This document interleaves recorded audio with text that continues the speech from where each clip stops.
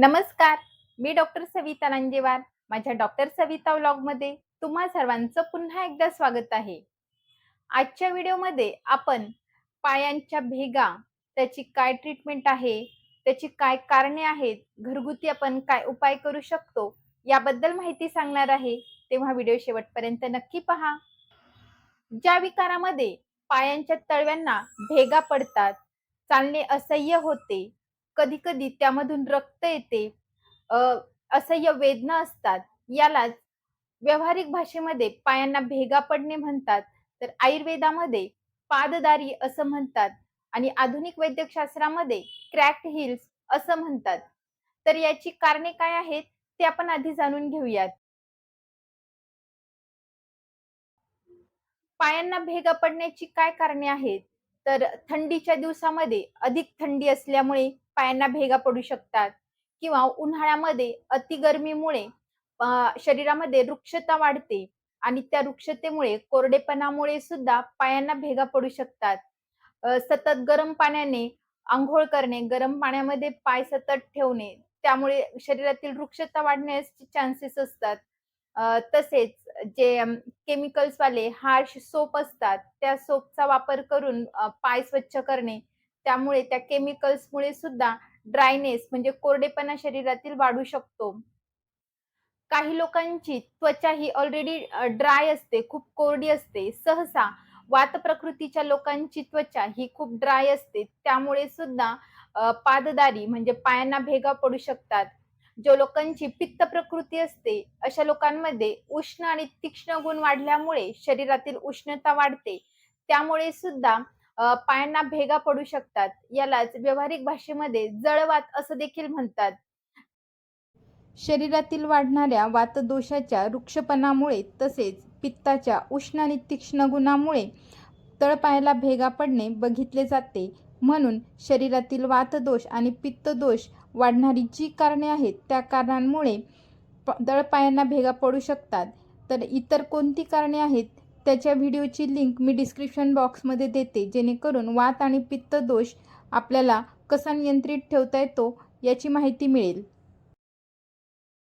Cracked hills ह्या काही medical कंडिशनमध्ये सुद्धा बघितल्या जातात. जसं की hypothyroidism, athlete's foot, juvenile plantar dermatosis किंवा हिल स्पर जे आपल्याला पायाला जे कॉर्न येतं, त्यामुळे सुद्धा क्रॅक्ड हिल्स बघितल्या जातात.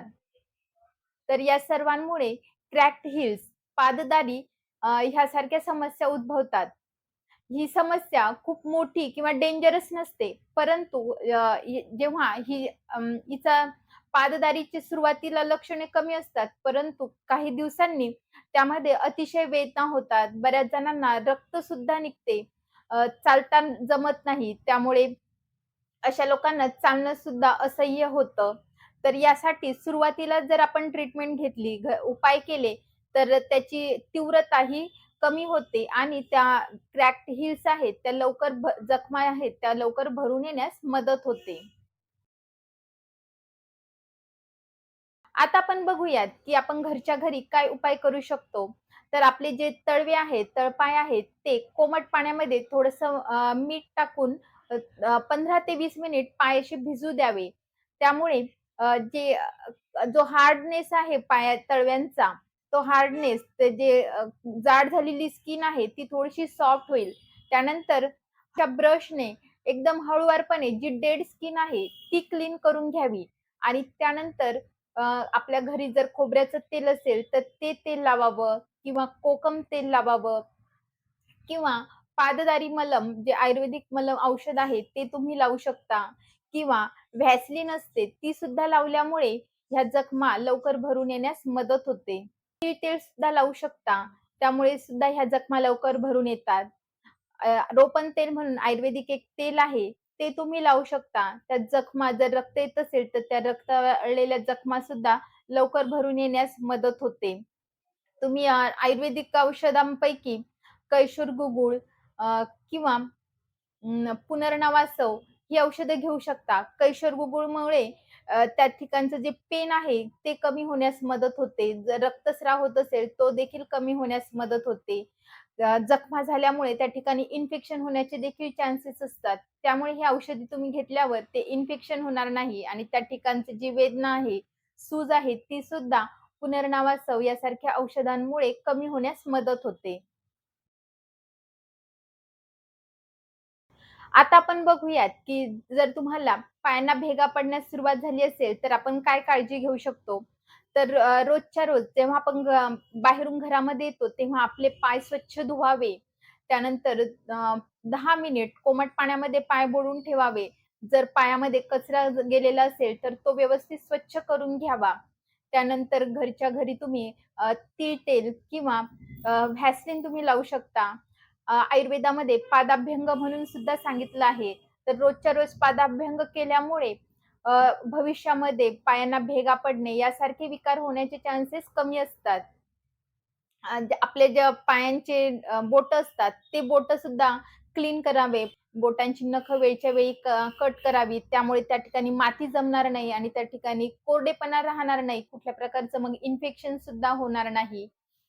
आपल्या आहारामध्ये तेल, तूप, दूध यासारख्या स्निग्ध पदार्थांचा समावेश ठेवावा आणि धूळ मातीमध्ये जाण्यास टाळावं. उघड्या पायांनी चालणं टाळावं. त्यानंतर उलनचे सॉक्सच्या ऐवजी कॉटनचे पातळ सॉक्स घालावे. त्यामुळे तिथली जी स्किन आहे ती ड्राय होणार नाही, रुक्षता राहणार नाही. उन्हामध्ये जास्त फिरू नये. बिना चप्पलचं, विदाऊट चप्पलचं फिरू नये. सॉक्स घालून शूज वगैरे घालावे, जेणेकरून त्या पायांच्या भेगा आहेत, त्या ठिकाणी धूळ-माती लागून इन्फेक्शन होणार नाही. किंवा तुम्ही कुठल्याही प्रकारचं मॉइश्चरायझर लावू शकता. सेटॅफिल सारखं मॉइश्चरायझर जे थिक मॉइश्चरायझर आहे ते तुम्ही लावू शकता. त्यानंतर जे अ, त्या ठिकाणची स्किन जर जाड झाली असेल, तर अशा वेळी ग्लायकोलिक ॲसिड, सॅलिसिलिक ॲसिड, युरिया या सर्वांनी युक्त असलेली क्रीम बाजारामध्ये, मेडिकलमध्ये मिळते. ती क्रीम तुम्ही लावू शकता. त्यामुळे तिथलं जे डेड स्किन आहे, ती लवकर निघण्यास मदत होते. अशा प्रकारे आपल्या तळव्यांची काळजी घ्या आणि स्वस्त खा, मस्त राहा, आयुर्वेदाला जवळ करा. जर आजचा व्हिडिओ तुम्हाला आवडला असेल, तर व्हिडिओला लाईक करा. चॅनलला सबस्क्राईब नसेल केलं, तर चॅनलला सबस्क्राईब करा. Thank you.